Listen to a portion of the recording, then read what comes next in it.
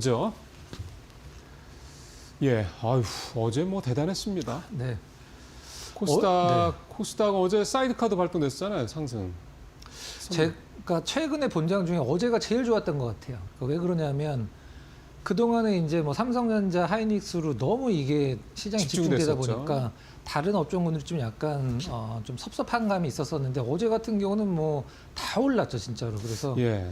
어제가 좀 가장 좋았던 것 같고, 근데 밤사이에 또 미국 시장은 좀 약간 약보합으로 마감한 것을 뭐 왜 약보합으로 마감을 했나 그걸 분석할 이유도 없고 필요도 없다라고 생각을 하지만, 기사들 타이틀은 뭐 미국 이란 공습 관련돼서 이번 주 주말에 가능성이 상당히 높아지면서 그거에 대한 뭐 불안감 이런 얘기 나오는데, 사실 과거에 이제 2003년도에 미국이 그 이라크 침공했을 때 주식시장 완전 폭등했거든요. 그때 당시에 뭐 시기가 맞물렸을 수도 있긴 합니다만 정확히 3월 20일이었죠. 근데 그거보다도 지금 시장에 가장 좀 불안한 감을 내비치는 것은 그 블루아울인가요? 그 사모 대출 펀드. 오라클 데이터 센터 짓는데 돈 대주는 쪽에서 환매 중단한 부분들이 이제 오히려 어떻게 연쇄 효과를 내느냐, 그게 가장 좀 중요할 것 같습니다. 그 사모 대출 펀드들은 사실은 작년부터 계속 얘기가 나오고 있죠. 네. 그래서 사실 근데 그게 정말 이제 뇌관이 될 수도 있고. 네. 예, 하여간 뭔가 불안감에 뭔가 바닥에 좀 깔려 있는 요소는 분명한 건 맞습니다. 네.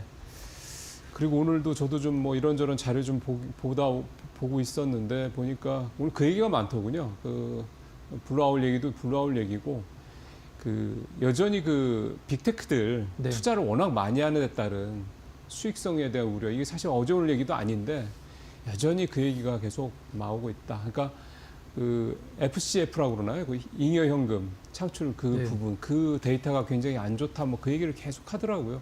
그 역시도 새로운 얘기는 아닌데 어쨌든 그 불안감이 자꾸 이제 그런 얘기들로 나오고 있는 것 같습니다. 기업 하나 남을 때까지 계속 할 것 같습니다. 제가 봤을 때. 그 판단이 되게 저도 확 와닿네요. 그게 구글 아닐까요? 그렇죠. 뭐 가능성은 제일 높죠. 현재로서 그렇습니다. 자, 가보죠. MLCC. 이거는 정말 계속 좋네요. 이거를 이제 제가 꼽은 이유는 어제 코스피 시총 52에서 가장 많이 올랐습니다. 삼성전기가 이제 16%로 상승률로는 1등을 차지를 했는데, MLCC 가격 인상에 대한 어떤 가격 전가력을 삼성전기가 갖고 있지는 않습니다. 일본 무라타가 갖고 있는데, 무라타가 가격을 인상을 할 가능성이 있다라고 이제 얘기를 했기 때문에 이제 삼성전기가 어제 급등을 했는데, 삼성전기랑 LG 이노텍 같은 경우는 사실 주요 매출이 이제 뭐 카메라 모듈이긴 한데, 삼성전기나 LG 이노텍이나 카메라 모듈은 이게 그 마진율이 굉장히 적은 사업이란 말이죠. 직접 만드는 게 아니라 뭐 렌즈도 사오고 액추에이터도 사오고 해서 이제 모듈화를 해갖고 이제 삼성전자나 애플에 이제 납품을 하는 건데, 마진율이 너무 적죠. 삼성전기는 이제 40%가 이제 모듈이고 LG 이노텍은 80%가 카메라 모듈인데, 삼성전기 입장에서는 이제 FC 볼브리드 그 부분 쪽을 이제 앞으로 키우겠다라고 이제 공언을 했고, 지금 구회사가 딱 그걸 FCBJ 키운다고 하대요. 그리고 이제 MLCC 같은 경우는 지금 공장 가동률이 90%를 지금 넘었다는 얘기가 나오니까, 여기서 뭐 100%가 돼봤자 사실 더 나아지는 건 없기 때문에 가장 중요한 것은 삼성전자, 하이닉스처럼 이게 가격을 올리는 정책이 가장 좋은데, 이게 가격 올린다라고 하면 뭐 기판 쪽도 좋으니까 금상첨화다 이렇게 보시면 될 것 같습니다. 예. 그 MLCC 얘기는 계속 사실은 작년 후반부터 계속 나왔던 얘기인데, 그러니까 그래서 가격이 주가가 삼성전기도 꽤 올랐죠. 네. 참 그럴 때 많은 분들이 고민하는 것 같아요. 그때도 사실은 MLCC 가격 인상에 대한 기대감이 사실은 있었거든요. 근데 이제 가격이 이만큼 올라놓으니까, 밑 바닥에 있던 종목 이만큼 올라놓으니까 한 50% 이상 올랐죠. 그러니까 에이 부담스러워, 너무 올랐어, 뭐 그랬는데 참 가는 종목이 계속 가는 게 삼성전기만 보더라도, 그러니까 지금 이 가격이 비싸다고 그래가지고 얘네는 이제 부담스러워, 이게 아니라 결국 그놈이 계속 간다라는 식으로 지금 시장은 확실히 있는 것 같습니다. 데이터 센터에 워낙 많이 들어가기 그러니까요. 때문에. 네. 자, 증권주는 앞서 여러분들 저 프리마켓 잠깐 보셨습니다만 미래에셋증권이 오늘 코스피 거래 최상위 종목이었죠. 네. 아주 난립니다. 조금 시간이 한 2달 정도 지난 것 같은데요. 저희 쪽에서도 이슈로 이제 우리나라 주식시장이 역대급으로 오를 때는 과연 어떤 종목이 대장주 역할을 하는가라고 그 차트 이제 보여주셨죠. 이제 보여드리면서 증권주가 1등은 못하더라도 항상 뭐 2등, 그다음 1등 할 때도 많이 있었죠. 지금은 시장에서 이제 상승률로만 따지면 대장이라고 봐도 예. 뭐 1월 달에 40% 넘게 올랐고요. 2월 달도 지금 한 달 안 됐습니다만 역시 40% 넘게 올랐습니다. 와. 지금 한투가 이제 국내 증권사 기준으로 처음으로 이제 2조 클럽을 이제 작년에 가입을 했고 1조 클럽은 4개 회사가 있죠. 미래에셋, 이제 NH, 키움, 삼성인데 미래에셋은 원래 1조 클럽이었던 기업인데 빠졌다가 이제 다시 4년 만에 다시 돌아왔고 NH, 키움, 삼성은 처음으로 1조 클럽 가입을 했는데 어제 주인공은 사실 미래에셋이나 뭐 이런 키움 이런 대형 증권사가 아니라 사실 소형 네, 증권사가 중소형 증권사들 어제 뭐 상한가들 네. SK증권 뭐 현대차증권 뭐 이런 데들이었죠. 엄청 급등이 많이 나왔죠. SK증권은 몇 번 제가 말씀드렸듯이 이제 1,000원 밑이었기 때문에 어떤 상징적인 부분도 있긴 했었습니다. 원래 중소형사들은 이 브로커리지 사업이 워낙에 이게 거의 약하기 때문에 부동산 PF나 이제 기업 금융 쪽에서 이제 대부분 수익을 냈던 증권사들이 이제 중소형 증권사들인데 이 기업들마저도 이제 작년에 수익이 엄청 많이 뭐 늘었다라는 소식이 전해지면서 SK증권은 이 현상을 기록을 하는 어떤 뭐 기염까지 좀 토하기도 했습니다. 네. 팬데믹 6년 주기설 대비 바이오테크 액티브 ETF 상승세. 바이오테크 액티브 ETF라는 거는 바이오테크 기업을 이렇게 찝어서 이렇게 네. 투자하는 그런 ETF라는 얘기잖아요. 6년 주기설, 뭐 중간에 이제 코로나가 살짝 좀 어기긴 했었습니다만 2003년도에 사스, 네. 2009년도에 6년 뒤 2009년도에 신종플루, 네. 2015년도에 정확히 6년 뒤죠. 메르스. 2015년도에. 네, 6년. 그러네요. 근데 코로나 때 좀 약간 앞당겨서 2019년도에 코로나가 왔죠. 그래서 2019년도에 왔으니까 6년 뒤에 지금 이제 뭐 팬데믹이 한번 요즘에 뭐 인도에서 좀 나오고 있는 그것 때문에 어떤 이런 기사화가 된 것 같긴 한데 제가 그 인도에서 나오는 그 바이러스 이름이 갑자기 생각이 안 나는데 그게 갑자기 나온 게 아니라 사실 매년 한두 번씩 그 인도에서 그것 때문에 사망자가 나오긴 하거든요. 근데 한 명 정도 사망자 나왔다가 다시 뭐 이제 어떤 전파를 못 시키고 이제 사고로는 워낙 전파력이 약하기 때문에 인도의 그 여건에서 전파력이 그 정도라면 우리나라 같은데 두르면 잘 안 될 것 큰 같은데. 걱정 안 해도 된다 이렇게. 네. 예. 근데 사실은 이제 이거는 갖다 붙이는 게 아닌가 싶은 생각이 들고 오히려 바이오는 지금 이제 오를 때가 된 게 아니냐라는 백그라운드가 좀 깔려 있는 게 아닌가 싶습니다. 네. 사실 연초 이후에 좀 바이오가 여전히 그렇게 썩 좋지 않은 상황이기 때문에. 자, 밸류업 지수 올해만 40% 급등. 이야. 이 밸류업 지수가 이게 40% 급등했다고 그러니까 왠지 금융지주사들 주가가 한 40% 이상 오른 거랑 느낌이 비슷하네요. 이제 밸류업 지수는 이제 금융 쪽도 많이 있긴 합니다만은 이걸 첫 번째 이게 이슈인데요. 네, 볼까요? 그럼 바로? 이제 시청자분들이 생각을 하실 때 좀 생소하실 수도 있습니다. 밸류업 지수를 이렇게 신경을 쓰시면서 주식을 하시는 분은 별로 안 계실 맞아요. 텐데 밸류업 지수라고 지수가 따로 있거든요. 근데 그게 지금 올해 기준으로 코스피보다 더 많이 올랐습니다. 그러니까 이 밸류업 지수를 벤치마크하는 ETF를 사시면 코스피 지수보다 훨씬 더 좋은 수익률을 낼 수 있다라는 뜻으로 이해를 하시면 될 것 같은데요. 설명 좀 드려보도록 하겠습니다. 증시 호황 속에 코리아 밸류업 지수 올해 상대적인 높은 상승률을 기록을 했다. 이제 주주하는 지배 구조 개선 등으로 증시 체질이 개선이 됐고, 코리아 밸류업 지수 24년도 9월에 이제 발표된 지수인데요. 이제 어떤 거냐면 이제 기업들이 이제 포함된 걸 이제 지수화를 한 건데 수익성이 좋고 주주 환원도 잘하고 시장 평가도 굉장히 좋고 자본 효율성 등이 질적으로 굉장히 우수한 종목군들을 이제 구성을 해서 밸류업 지수라고 이제 HTS 70년 지수가 아마 나올 겁니다. 이제 하늘 뚫고 올라가고 있는데 올해 이제 코리아 밸류업 지수가 올해 1월 2일 기준으로 40.24%가 올라서 코스피 34%보다 훨씬 많이 오른 거죠. 네. 압도라고 표현해도 됩니다. 25년도에 밸류업 지수 89% 오르면서 코스피 지수 역시 75%를 압도를 한 상황인데 KRX 테마 지수가 지금 34개가 있거든요. 근데 그 중에서 네 번째 상승률입니다. 첫 번째가 증권이고 증권이 지금 압도적인 1위고 반도체가 2위, 3위는 좀 약간 갸우뚱할 수도 있긴 합니다. 현대건설이 최근에 좀 좋아서 건설 이어서 상승률 4위를 기록을 하는 게 KRX 테마 지수에서 34개 중에 4위라는 건 뭐 굉장하거든요. 그러니까 마지막으로 요 장에서 마지막 설명드리면 내가 포트폴리오를 좋은 종목 위주로만 좀 짜고 싶은데 코스피 지수보다도 수익률이 조금 더 좋았으면 좋겠고 레버리지는 좀 불안하다 하시는 분들은 이 코리아 밸류업 지수 관련된 ETF를 사시면 딱 좋은 상품이라고 글쎄. 보시면 될 것 같습니다. 네. 그 지금 이제 상법 개정안 이제 본격적으로 이제 시행이 되면은 네. 더 할 거 아니에요? 전 이게 아까도 말씀드렸습니다만은 코스피 한 배짜리는 내가 답답하고 두 배짜리는 불안하다. 그럼 이게 제일 좋은 상품. 글쎄요. 이게 오히려 건설이나 아니 사실은 좋은 거 다 들어있을 것 같은데. 그렇죠. 네. 예, 배당을 많이 해주는 회사들 중심이라는 네. 거니까 한번 좀 더 자세히 볼까요? 보시면 아마 어떤 어벤져스라고 표현을 해도 될 정도로. 그러니까. 네. 자, 다음 장 가보죠. 이게 이제 지금 코리아 밸류업 지수를 추종하는 벤치마크하는 ETF가 한 13개 정도 있는데요. 야, 다 40%야? 5개 정도의 상위권을 좀 준비를 좀 해봤습니다. 지금 이제 타임폴리오 자산운용에서 운영하는 쪽이 지금 거의 47%로 올해 기준으로 1월 2일에 샀을 때 거의 47% 수익률로 1등을 기록을 했고요. 그 다음에 삼성계 이제 코엑트 코리아 밸류 액티브가 이제 40%, 뭐 웬만하면 미래에셋 것도 40%, 그러게요. 하나자산 것도 40%, 신한 것도 40%, 웬만하면 이게 진짜 40%다 넘기 때문에 그러니까 밸류업을 기초자산으로 하는 지수를 기초자산으로 하는 ETF 상품들은 다 40% 아니 다는 아니겠지만 네. 대부분 40% 이상이라는 얘기네. 이게 자산 운용사마다 종목들이 이게 다 틀립니다.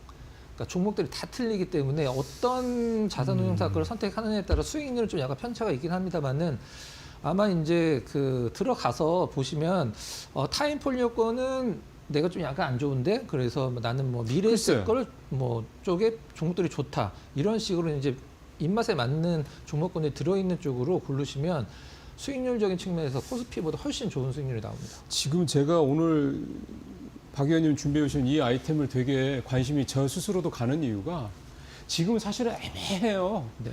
반도체 사기가 좀 네. 애매하잖아요. 네. 수익률 더 기대하기도 좀 쉽지 않은 상황이고 이제는 그렇다고 해서 개별 종목도 소부장도 이제 주가 많이들 올랐거든요. 소부장도 개별 종목 들어가기 부담스럽고 그래 뭐 반도체 소부장 ETF나 뭐 반도체 ETF를 사는 것도 괜찮긴 한데 그것도 많이 올랐단 말이에요. 이거 굉장히 좋을 것 같은데. 이 상품의 가장 큰 장점은 뭐냐면 포모가 안 옵니다. 글쎄. 시장이 오르면 내 것도 무조건 오르기 때문에. 그리고 이 안에 이 밸류업 지수 안에 지금 네. 말씀드렸던 반도체 관련 종목들 네. 많이 들어있잖아요. 그리고 여기 이제 신한은행 코리아 밸류업 TR 같은 경우는 딴 거는 이제 배당을 하는데 이 신한자산운용권은 배당을 재투자를 이거 더 매력적인데요. 네. 그럼 이거 신용 배당 받는 거 뭐 찾고 말고 할 거 없이 자기가 다시 받으러 투자한다는 배당 받은 얘기예요. 거를 재투자를 해줍니다. 이런 거는 진짜 길게 가져가면은 굉장히 수익률이 더 소위 말하는 그 복리 효과를 굉장히 누리기 좋은 상품이 이 TR이 붙어 있는 이런 될것 같은데 그래도 뭐 들어있는지 좀 봐야 될 것 네. 같은데 되게 궁금해지네. 1등 타임폴리오 자산운용 밸류업 액티브에 어떤 종목이 있는지 전부 다 이제 준비를 좀 해봤습니다. 네, 보시죠.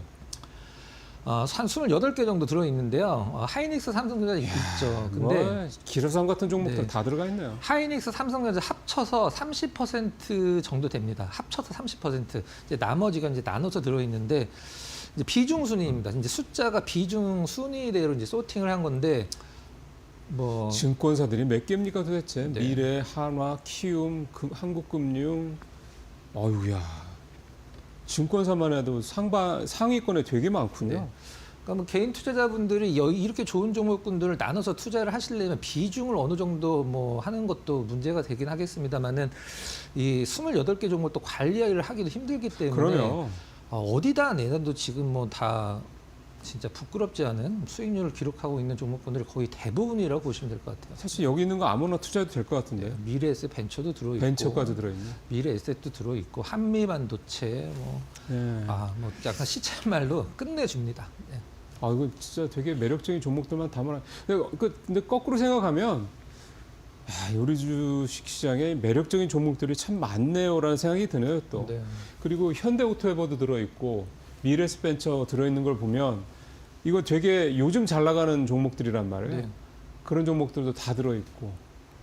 하나투자증권 들어있는 이유는 아마 스테이블 코인이나 STO 뭐 이런 것들 감안해서 들어있는 것 같고, 저희가 두나무 지분 갖고 있는 데니까. 그리고 이게 패시브 쪽의 성격의 ETF라고 하면 이런 종목군들은 들어 있을 수가 없죠. 그렇죠. 패시브는 안 되죠. 그러니까 이게 액티브가 좋긴 해요. 그러니까 근데 액티브와 패시브의 차이는 수수료가 차이가 크다는 거잖아요. 네. 많이 비싸요? 그렇죠. 수익이 그만큼 많이 나면 뭐 사실 상세를 하고는 않기 때문에 너무 좋습니다. 제가 봤을 때는 이제 여러분들이 나는 이쪽보다도 뭐 삼성이나 미래 쪽이 더 든든한데 하면 들어가서 보시면 이렇게 쫙 나와 있습니다. 이제 종목들이 상당히 다릅니다. 한 절반 정도는 겹칠 수 있는데 절반 정도는 좀 달라요. 네. 자, 1등, 그러니까 46, 거의 7% 정도 수익을 올 들어서 낸 타임 폴리오의 코리아 밸류업 액티브, 요걸 저희가 사례로 좀 보긴 했는데, 굉장히 요즘 같은 시장 상황에서 뭔가를 하기는 뭐한데 또 안 하자니 뭐한, 이런 상황에서 굉장히 좋은 여러분들의 투자 대안이 되지 않겠냐, 그런 생각이 좀 듭니다. 잘 참고하시길 좀 바라겠습니다. 자, 그러면 이제 오늘 시간이 됐으니까 관심주로 가볼까요? 네. KSS 해운이라. 네, 좀 약간 한 박자 늦은 듯한 느낌이 좀 들긴 하는데요. KSS 해운은 이제 보통 이제 케미칼류 이제 이 화학 제품들을 나르는 글로벌 6위 이제 해운사라 보시면 될 것 같은데 그래도 큰 회사네요. 우리가 보통 얘기를 할 때 뭐 BDI 지수나 상하이 컨테이너 지수를 보통 해운사들을 많이 보니 이 기업은 그것과는 상관이 없는 운임 그러니까 지수는 상관이 없고 이 화학물을 운반하는 이거는 별로 그런 거랑 관계 없어요. BLPG 지수라고 이제 따로 있습니다. BLPG 운임이라고. 그 부분이 지금 내려가고 있는데 오히려 KSS 해운이 그것 때문에 주목을 받을 수 있는 상황이 와서 준비를 좀 했습니다. 작년에 이제 뭐 크게 퀀텀 점프할 수 있는 사업 구조는 아니기 때문에 작년에 매출 영업이익 모두 다 좋았고요. 벨이라 가스 캐리어 초대형 운반선을 굉장히 많이 갖고 있죠. 14척 정도 갖고 있는데 그중에 50%인 7척을 8천억 규모로 지금 장기 대선 계약을 했습니다. 이게 가장 중요한데 지금 이 가스 캐리어 운임이 지금 내려가고 있는 상황인데 7척을 장기 계약을 해버리는 바람에 중장기적으로 이제 실적이 흔들릴 어떤 뭐 이유가 거의 없다고 보시면 될 것 같고. 이제 가스선 프로덕트 이제 케미칼인데 프로덕트는 이제 정유사에서 만드는 것들이 이제 프로덕트를 보시면 될 거고 케미칼은 뭐 암모니아 이런 것들을 보시면 될 것 같습니다. 암모니아나 이제 LPG가 가스선이고 케미칼은 중간에 화학 어떤 그런 제품들. 국내 유일의 암모니아 운반선 보유를 했다라고 나와 있는데 암모니아 운반선이 LPG 쪽으로 쓰이기 때문에 업황이 좋은 쪽으로 이제 움직일 수 있는 부분들이 있고요. 가장 중요한 부분은 이 부분입니다. 매출이 한 5천억, 6천억 정도 나오고 영업이익이 잘 나올 때는 1,000억 정도 나오는데 지금 시가총액 2,500억이죠. 근데 그래요? 부채가 한 1조 3천억 정도 됩니다. 부채가. 근데 그거 되게 부담스러운 거 아니에요? 근데 이게 KSS 해운의 사업 구조를 보면 그게 부담이 거의 없는 부채거든요. 왜 그러냐면 배를 빌리는 데 쓰이는 부채거든요. 배를 빌리는 데 쓰이는 부채인데 그 배를 빌리는데 내가 돈을 빌려왔는데 그 배를 빌리는데 돈을 낼 회사들은 이미 결정이 돼 있죠. 네. 그러니까 내가 집을 사서 월세를 내놨는데 집을 사는데 빚을 졌어요. 근데 월세를 낼 사람이 장기적으로 결정이 돼 있는 상황입니다. 그러면 내가 월세 안 내도 되는 거니까. 그렇죠. 그러니까 이게 회계상 부채군요. 사실 그렇죠. 약간 따져보면. 뭐 착한 부채라고 보통 표현을 하기도 하는데 전혀 신경 안 쓰셔도 되는 부분입니다. 그래서 지금 차트도 좀 좋고 약간 조정 올 타임이긴 합니다만은 지금 다른 뭐 컨테이너 상하이 컨테이너 지수나 이런 쪽 별로 좋진 않아요. 근데 그래서 이쪽 KS 해운 쪽은 나름대로 상당히 좋은 어떤 뭐 주가 상승을 기대를 할 수 있을 것 같아서 준비를 좀 해왔습니다. 자, 어제 차트 못 봐서 조금 서운했는데 시간 때문에 오늘 차트 보죠. 주봉으로 좀 준비를 했습니다. 이거 뭐 이게 계속 횡보네요. 네, 주봉으로 이제 여기 이제 가장 중요한 부분이 이제 뚫었군요. 네, 10,000원 정도 선인데요. 여기를 올라가면 계속적으로 이제 지지를 못 해주고 떨어지는 흐름을 한 2, 3년 동안 보여줬는데 이제 최근에 4주 연속 올라오면서 여기서 좀 약간 10,000원권에서 지지 받는 글쎄요. 테스트를 한번 좀 보여준다라고 하면 상당히 좋을 것 같고요. 그냥 관심 있게 두시고 10,000원 위쪽에서 조정을 줘도 10,000원 위쪽에서 조정 받는다. 그걸 한번 담아볼 만하다 네. 저는 이렇게 판단을 하고 있습니다. 저게 지금 여기서부터만 보면 2022년 여름 정도 시작이거든요. 그러니까 한 3년 이상 그 위에 막고 있던 그 저항선인데 그걸 이번에 뚫었단 말이에요. 그러니까 저항선이 지지선 역할을 해준다 그러면 이제는 위로 가겠죠. 네네. 네, 이게 좀 안정적인 투자 원하시는 분들한테는 굉장히 좀 매력적인 그런 투자 또 방법이 될 수 있을 것 같아요. 지금 저희가 말씀드리는 종목들이 사실은 핫한 종목들이 아니라 요즘 같은 시장 상황에서 이제 한번 좀 눈여겨볼 만한 이렇게 주변을 좀 확장을 하는 그런 어떤 종목들이 많으니까 여러분들께서 이 박근호 전문위원 이렇게 말씀해 주시는 종목들 한번 잘 참고하시길 좀 바라겠습니다. 오늘 말씀 잘 들었습니다.